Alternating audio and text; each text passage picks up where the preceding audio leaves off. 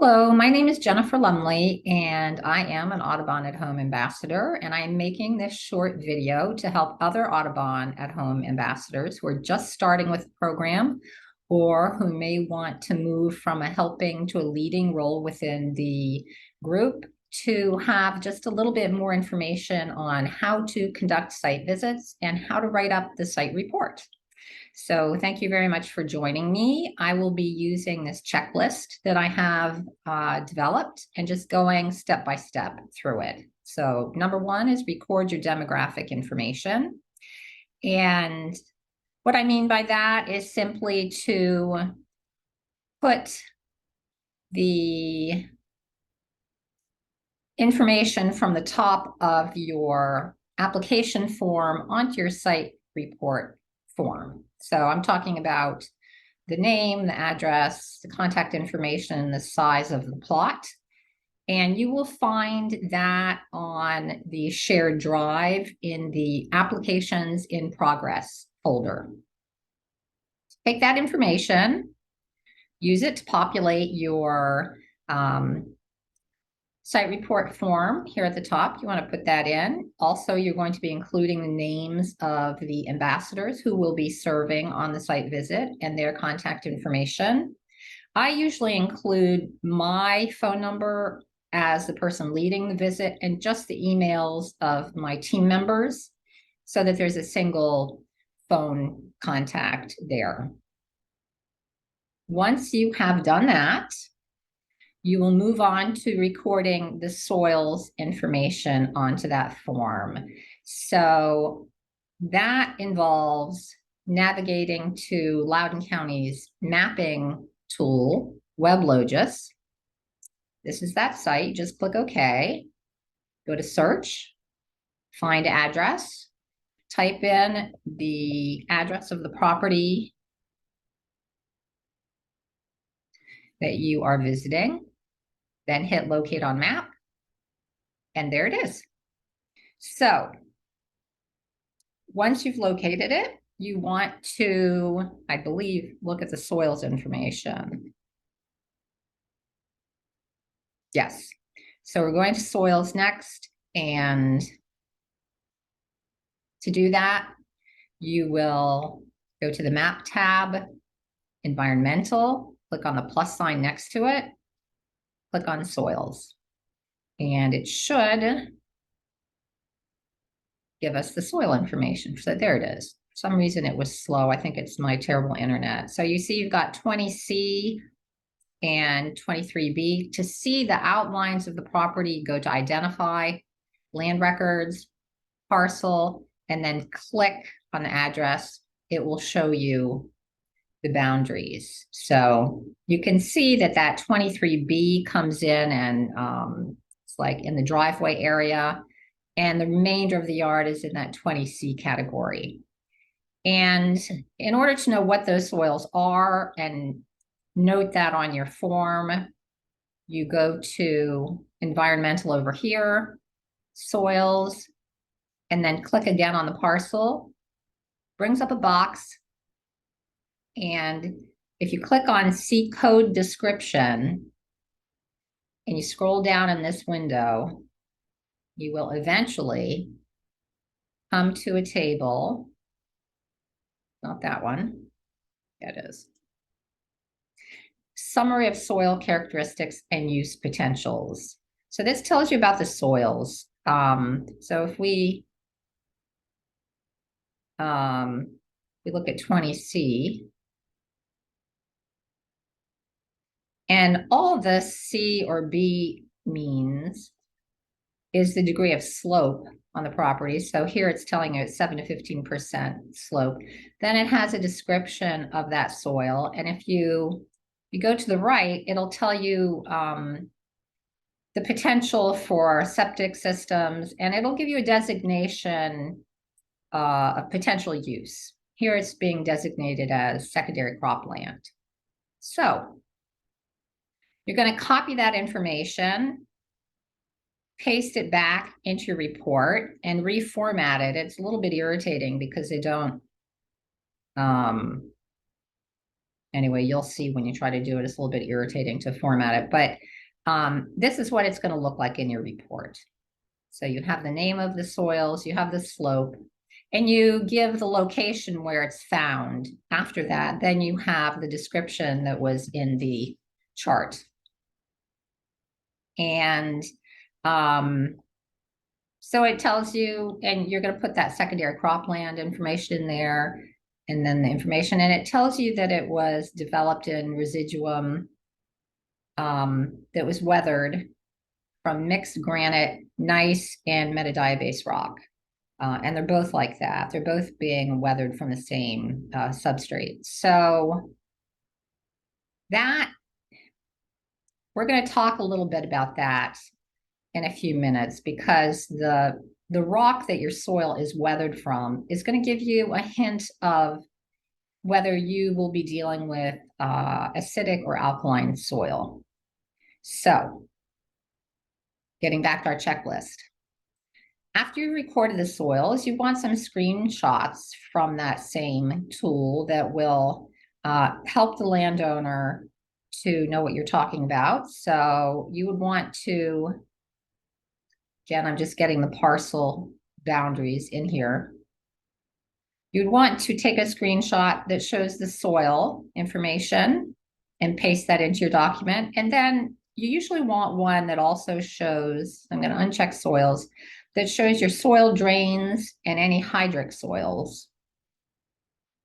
So you can see that the hydric soils are behind the property. They're not actually on his land. And the same is true of the soil drain. But it's still, even though they don't fall on the property, it's kind of nice for the homeowner to know this about the area that his land sits in. So that will look like this. So here we have the soils, and here we have the drainage information, and there is a line under each map explaining what it is. Map showing location of soil types, map showing hydric soil, and soil drain areas. And you'll note that just above that, there's a little paragraph that includes, among other things, that the soils and land features have been characterized by the Loudoun County, Virginia Web Logis, with a link to that site, so that we're giving credit to where we are getting that information, and also a link to an instructional video for how to use the Web Logis tool, because that could be fun for homeowners to explore. So now you've got that information in there. You can move on to determining the likely pH of the soils.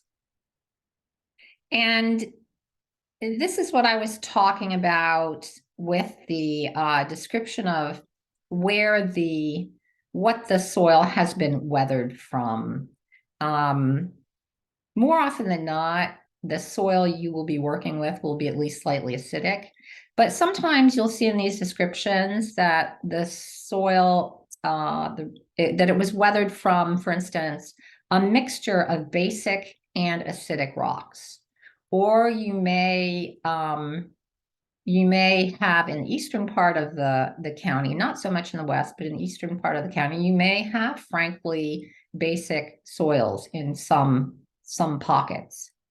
So it's important to understand this going into the site visit, and particularly when you're writing your recommendations for plants, understanding the habitat. You really need to know if that soil can be assumed to be acidic or not. So figure that out if you can for yourself before you do the site visit. And then look at the aerial photographs to kind of better familiarize yourself with how things look. And you do that by, again, going to identify land records, parcel, clicking on the parcel, and then you see this PIN number right here. You click on that, takes you to a new window that has aerial photos on the left.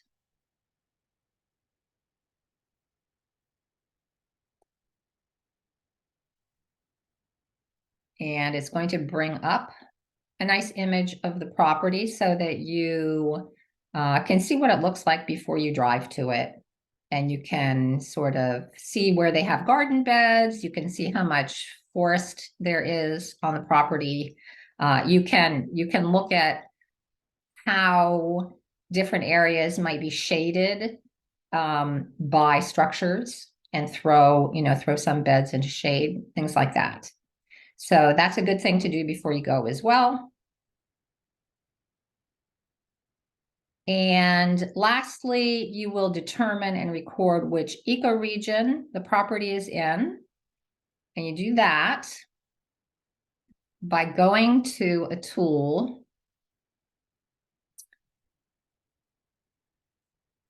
It's an ecoregion locator tool that Bee Plant has on their website. And you can just enter the address of the property you're interested in. I had searched it before, so I can click on it down here. Hit search.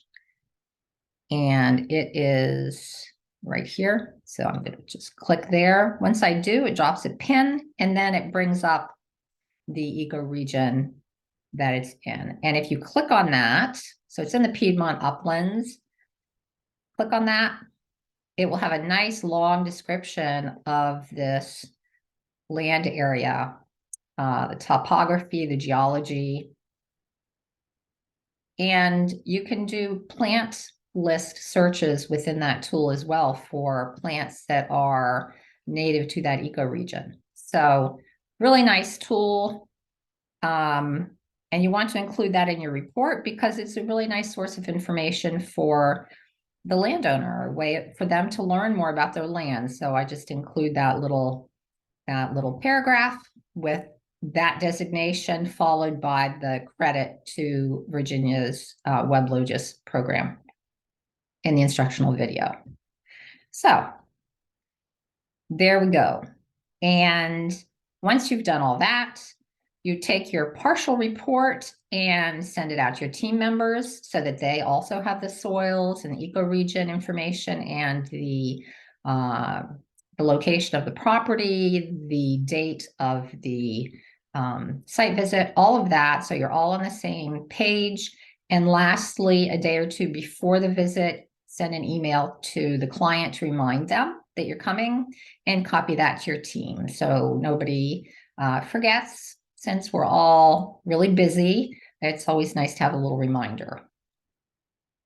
So once you get to the property and you introduce yourself, you will have, of course, read the application very carefully before arriving, and you're going to review the information that was on there with the client, particularly their interests. Maybe they have a particular interest in birds,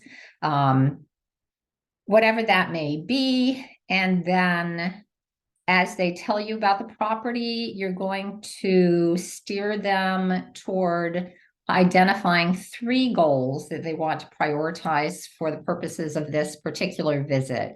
And you can tell them they can always come back for additional visits and additional goals, but for one site report, we really need to limit it to 3 areas to concentrate on. Otherwise, it just gets too lengthy.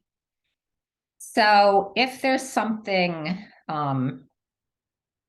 really interesting about the soils information, maybe there are perched water tables or seasonally high water tables or something that it's unlikely the landowner would have known about, and it would be nice to share. Often if there are soil drains, that's a nice thing to share if they're running through the property. Share that with them. And then as you walk through the property and talk with a landowner, you will identify natives and take notes of those. You'll identify any problematic plants. That would be things like Nandina or Buddleia that are not actually invasive, but do cause problems for wildlife. I want to make note of that and point them out to your landowner. And also identify and note invasives, while trying to always be encouraging and supportive as you walk through and not focus too much on overwhelming difficulties. Then you will verify that the habitat features, the homeowner put on the application form are in fact there. Note whether all the layers are in place. Do they have canopy trees, understory trees, a shrub layer, and herbaceous layer? Or are they maybe missing one of those layers entirely? And then after you have walked the property, which should take about an hour, you want to, at the end of it, go over those 3 goals again with the landowner, because after the discussion that happens during the visit, they may have changed their priorities a little bit or want to amend them in some way. So you want to make sure that what you have written down in your notes is really what they want you to focus on in the report. Then you want to review the qualifications for certification and whether they have met them. If they have met them, you would want to ask them if they want a certification sign. And if they do, you'll have to tell them how to pay for it. They're currently $35. And what I always tell people is the easiest thing is to go to the Loudon Wildlife Conservancy website, click donate, make a $35 donation, and simply put a note in there saying it's for a certification sign. That's really easy for everybody. Nobody has to handle a check and turn it in anywhere or mail anything. And then finally, if the property is being certified, ask the landowner if they would feel comfortable taking a photograph of themselves in front of their garden holding their certification sign so that we can use that for social media. And they would simply email that to you. So good job. You've gotten through the site visit. And next, you are going to write the site report. So you are leading the visit. That's what we're assuming. You may have helpers with you. But as the lead, you will be writing that site report. There will have been input from your team members during the visit, and you will have written that down. But you are responsible for writing that report. You'll get comments and input from them after you get the draft written, but it's primarily your job. And you have the final say on what goes into it or does not go into it. So you're going to start with the overview, which is a positive, encouraging description of the property with a focus on layers, qualification for certification, and everything the landowner is doing right. So if we look at the description in our sample here, it describes the plot. So it says this half-acre Purcellville plot is part of an established development with HOA oversight. That's important because that influences choices that the owner is able to make in the front yard. The front yard is level and combines areas of carefully tended turf grass, mature trees, and well-defined beds containing a mixture of shrubs and perennials. And then we're going to talk about layers. All the layers of the landscape are in place: ground level plants, shrubs, understory trees, and canopy trees, maximizing habitat for wildlife. I want to make sure they understand the importance of that. You will have talked about it in your site visit, and now you are emphasizing it again in your report. And then while most of the plantings in the front yard are non-native, the forested backyard, which slopes downhill toward a creek beyond the plot's boundaries, contains a rich assortment of native trees and blah, blah, blah. You're going to list all those natives so that, you know, you will have pointed them out to the landowner, but they will have forgotten some of them. And having it written down will be a help to them in the future when they're trying to remember, oh, what was that tree or what was that shrub, etc. And then you're going to give credit here. Scott has also included several natives in his side beds and list those. And then at the end, you will address the question of certification, the combination of native trees and shrubs, a water feature, and documentation of 10 indicator species qualifies this property for wildlife sanctuary certification. All wrapped up. And the important thing to stress is that throughout the report that you're writing, the intent is to encourage engagement. And we do that through emphasizing the positive. So We're not going to, in this, overview, we are not going to emphasize all of the invasives or the fact that so many of the plants are not native. We're going to focus on what natives there are, everything that the landowner is doing right, and keep it very upbeat and positive and supportive. We want to encourage people to continue their efforts, and we do that by providing support. So, once you've written the overview, you are going to list the client's 3 goals. And it's a fairly simple process because you've taken good notes during the site visit. You know exactly what those areas are. You've reviewed them with the owner.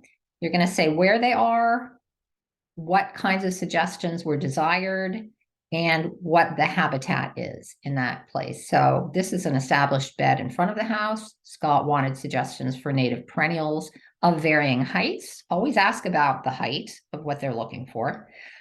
And then notes that it's full sun and average moisture in the soil. So you do that for each area, where it is, what is desired, what the habitat conditions are. Pretty straightforward there. And then you move on to the invasives. So you are going to come down and populate the chart that has all the invasives. And the way I do it is maybe not exactly how some other people do it. I like to list the invasives, list their degree of invasiveness, which is based on the Department of Conservation and Recreation's invasiveness list, which I link to so that they can see that list. And then I always link to the fact sheets that Blue Ridge Prism has that addresses exactly how to deal with each one of these, or most of them. And if there were any problematic plants, list them here above these ones that are in the box. So in this case, it was Nandina and Buddleia. They're not considered invasive, but they are problematic for wildlife. And we commend Scott's interest in replacing them. Again, we're complimenting him. Yay for him. He's doing something about that. And we think that's just great. So those are your invasives. And below the invasives is our paragraph that addresses the question of how many natives do you need? What is the proportion of natives to non-natives that will support wildlife adequately? And rather than lecturing them about this, we just state that we identified the problematic invasives and non-natives, but beyond that, it's worth noting that the proportion of natives to non-natives of all kinds is important. And we recommend an article. It's written by the Loudoun County Master Gardeners that addresses the research about that. So it's kind of a gentle way to point them toward getting to that 70% of natives without doing it in a way that makes them feel too burdened. So, where are we on our list? All right. So now comes the plant recommendations. And I think this is the area where people maybe feel the least confident. Maybe I'm wrong about that. But the way I do it is very systematic. First of all, I include a paragraph to start this section that tells the client what we were looking for. What are these plants? Well, they're plants that occur naturally in at least somewhat acidic soils. They're plants that are native to Loudoun County and which deer rarely eat. So that's what we're looking for, in addition to the particular sun and moisture needs that are listed in each area description. And then I just explain that the names in blue link to more information about each plant, and that we have checked to verify that our suggestions are locally available, please see list of native plant nurseries here so that they know. It's just really easy for them to click there and know where to buy those plants. And the reason that I put that in, that we've checked that they are locally available, is we want to remove any barrier to action. And we don't want to recommend a plant that's going to be hard for someone to find. We want it to be as easy for that homeowner to get that plant as possible. So then area by area, we pick plants. And here's what I would suggest you do to pick them. The first thing I would begin with is Watermark Woods inventory list. And it allows you to filter. So for one of those beds, we were looking for perennials, for full sun, and average moisture that deer rarely eat because they have a lot of deer. And I always click only plants in stock. So again, doesn't help to lead people toward plants that aren't going to be in stock. And then filter and view. And this will give you just a long list of possibilities for what you're looking for. You can also select for height, but it depends on what you're looking for. However, although all of these are native plants, some of them won't be native to Loudoun County. Some of them will be cultivars, and we like to suggest straight species. And some of them may not really, although they are found through your search that specified the moisture, they might not really correspond totally to what you're looking for in terms of moisture. So let's look at, it brings up Rattlesnake Master, for instance. So let's take that as an example and copy the name. Step 2 is going to be to go to the digital atlas of the Virginia flora and do a search there. Hopefully it won't take it forever to bring this up on my slow internet. There it is. And you can see right away, here's Loudoun County. There's no red dot there. So we know right away that it's not native to Loudoun County. So I personally would not recommend it.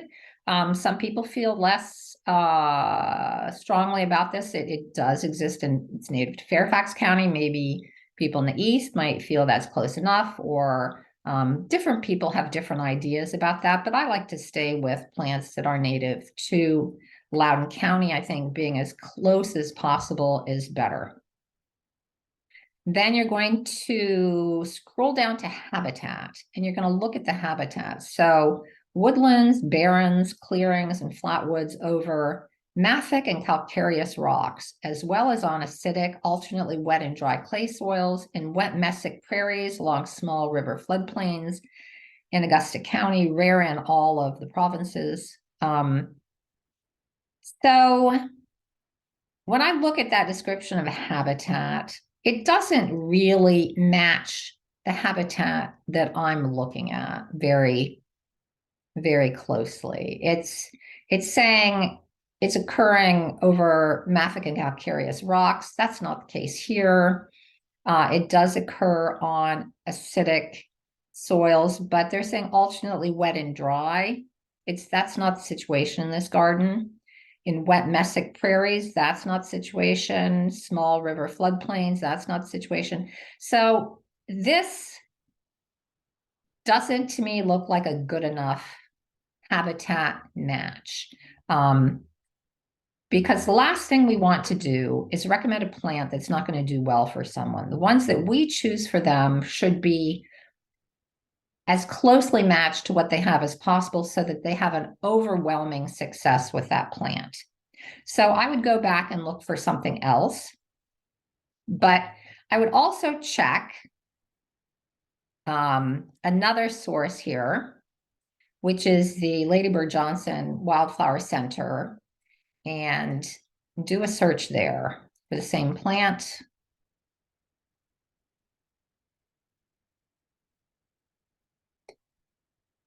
There it is. And what I like about this is the growing conditions are usually very well described. So water use medium, sun, moist, and our soil is kind of average, various well-drained soil. So it looks like from here, it looks okay. Use ornamental bog or pond area, water gardens. That's very different than what we're looking at.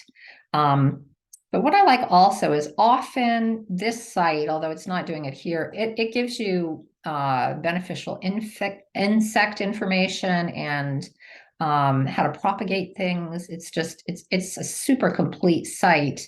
And often it will give you pH needs of plants, probably where those pH needs are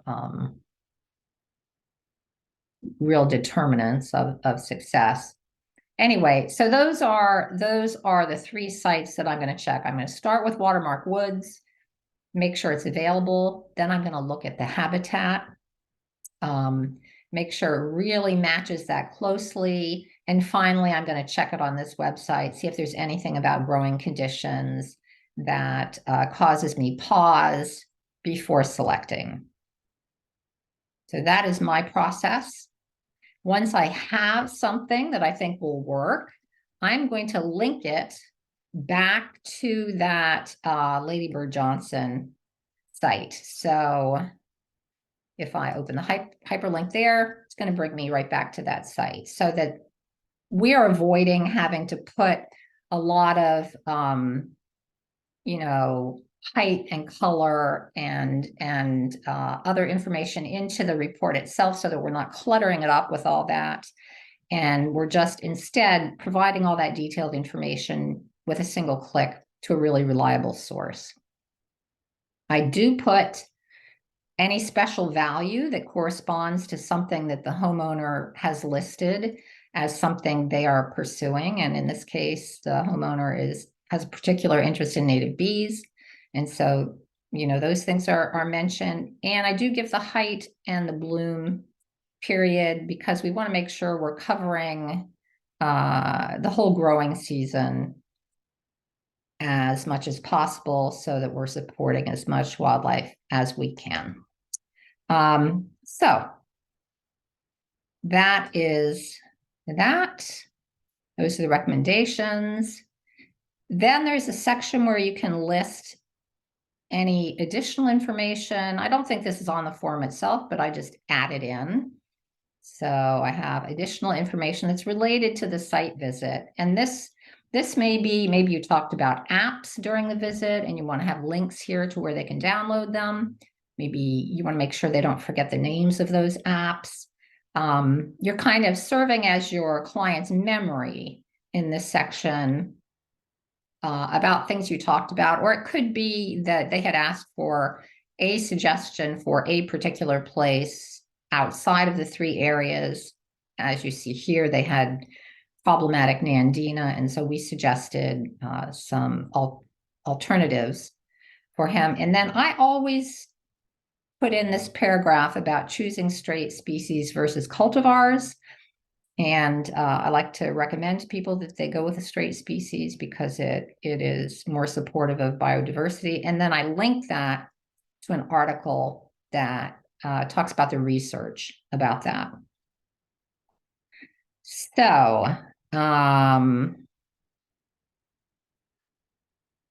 there we go. So now you're ready to send your draft report out to your team members, asking for their comments, corrections, or additions. They may have plants they would like to add to the ones you recommended, or they may have concerns about one of the plants you've recommended. Maybe they've grown it and they've encountered problems with it that they want you to be aware of. Sometimes your experience will be in a very different setting from someone else on your team. For instance, I'm in the country, and so vigorous spreaders like ragwort are wonderful for me. I'm looking to fill a lot of space, but one of the people I often go on site visits with has a small little urban yard, and those kinds of plants jump the fence and infect her neighbors' yards. And she tries to avoid that. So she may caution me sometimes when we're looking at very small properties that a certain plant that I recommend without thinking about that might not be appropriate for that yard. Anyway, they'll get back to you, and then you will edit in the suggestions they've given you that you approve of. Again, it's your call whether you include things or do not include things. That is for you to think about. Then you'll make sure that your report is really nicely formatted, clean, all the spelling's been checked, and you email it out to your client. You copy your team members, but also at this point, you need to copy in BJ and Terry so that they know that the visit is complete and can do the behind the scenes administrative work of moving documents around on the drive. And at that point, you can congratulate yourself on a job well done. So that is all I have for you. And I thank you very much for listening today and wish you all the best of luck on your site visits.